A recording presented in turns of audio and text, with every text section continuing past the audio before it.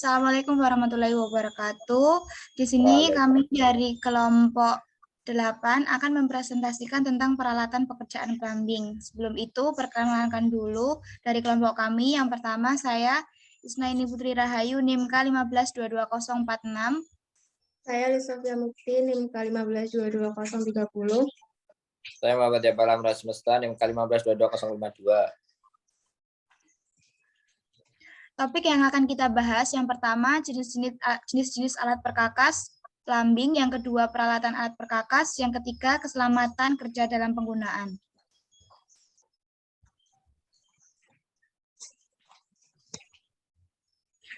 Adapun jenis-jenis alat perkakas plumbing, yang pertama itu ada manual, yang kedua portable, yang ketiga stasioner.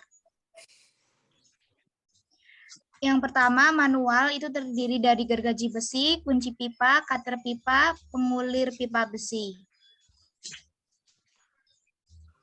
Yang pertama ada gergaji besi, digunakan untuk memotong pipa PVC maupun besi, tetapi kurang efektif untuk pipa besi.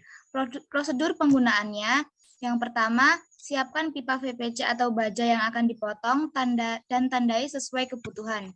Jepit pipa menggunakan penjepit pipa, gunakan tangan terkuat untuk memotong pipa dengan posisi tangan dan gergaji berada di posisi 45 derajat. Yang selanjutnya ada kunci pipa atau sering disebut adjustable pipe wrench, digunakan untuk mengencangkan pipa besi dalam proses penyambungan. Prosedur penggunaannya, siapkan 2 buah pipa baja yang akan disambungkan, rekatkan kunci pada salah satu pipa, sambungkan dengan pipa yang lain, putar kunci searah jarum jam dengan tenaga yang cukup. Selanjutnya ada cutter pipa besi, digunakan untuk memotong pipa besi dengan efektif. Prosedur penggunaannya, 1. Siapkan pipa baja yang akan dipotong dan ditandai sesuai kebutuhan. 2. Jepit pipa menggunakan penjepit pipa. Yang ketiga, kencangkan bagian penjepit di sekeliling pipa. Yang keempat, putar alat untuk membuat alur pemotongan. Yang terakhir, kencangkan alat dan fitur sampai pipa terpotong.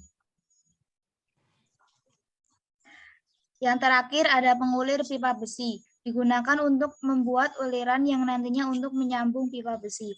Prosedur penggunaannya, siapkan pipa baja yang akan diulir dan pengulir pipa. Yang kedua, jepit pipa baja menggunakan penjepit pipa. Yang ketiga, sesuaikan ukuran pengulir pipa baja yang dengan diameter pipa. Masukkan ujung pipa yang akan dibuat uliran ke pengulir pipa. Yang terakhir, putar pengulir pipa searah jarum jam sampai membentuk ulir yang diinginkan.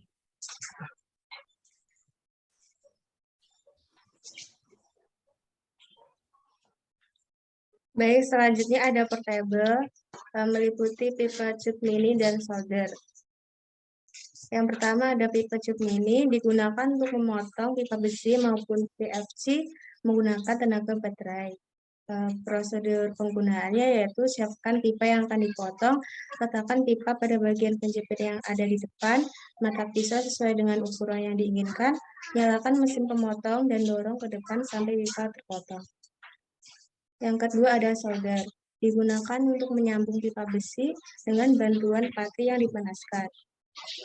Cara prosedur penggunaannya yaitu yang pertama, siapkan pipa baja yang akan disambungkan, rekatkan kedua ujung pipa yang akan disambung, nyalakan solder dan tunggu sampai panas, nyalakan patri menggunakan solder pada bagian kedua ujung pipa yang telah direkatkan.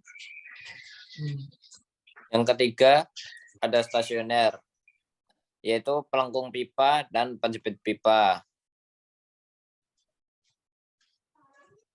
Pelengkung pipa atau banding pipa digunakan untuk melengkungkan pipa besi sesuai kebutuhan. Prosedur penggunaan, 1. Siapkan pipa baja yang akan dilengkungkan. 2. Letakkan pipa di antara 3 roll yang ada di mesin sesuai bagian yang ingin dilengkungkan. 3. Nyalakan mesin agar roll berputar. 4.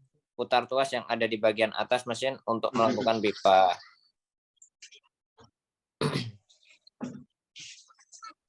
Yang kedua ada penjepit pipa, digunakan untuk menjepit pipa yang akan dikerjakan.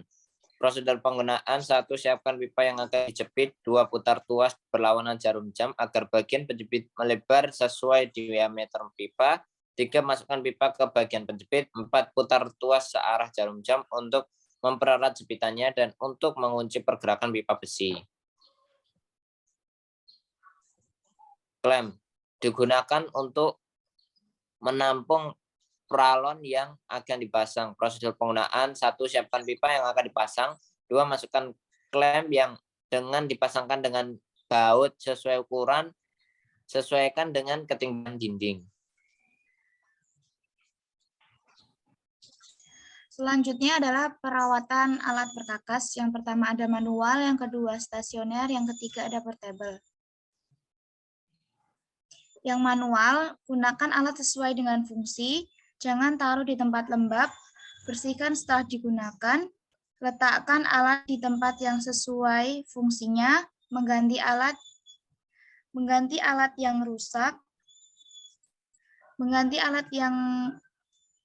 letakkan alat di tempat yang sesuai fungsinya, mengganti alat yang rusak dengan yang baru. Setelah digunakan, jangan diletakkan di atas mesin.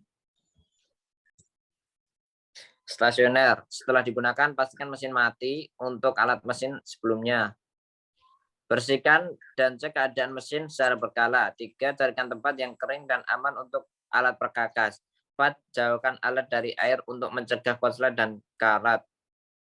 5. Tutuplah dengan kain penutup saat penyimpanan. 6. Segera ganti dengan yang baru apabila ada port yang rusak.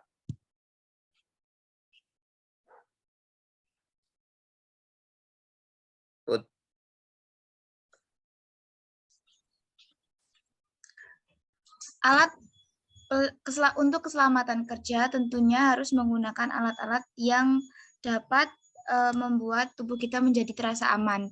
Yang pertama ada safety glasses atau kacamata. Yang kedua ada respiratory protection atau masker. Yang ketiga ada safety gloves atau sarung tangan. Yang keempat ada steel toe boots atau sepatu boots.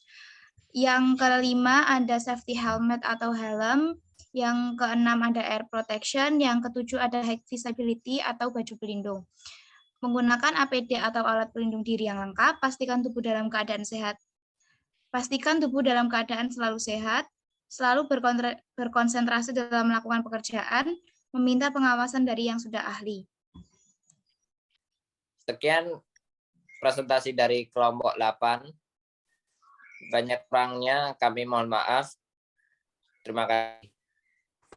Wassalamualaikum warahmatullahi wabarakatuh. Waalaikumsalam warahmatullahi wabarakatuh.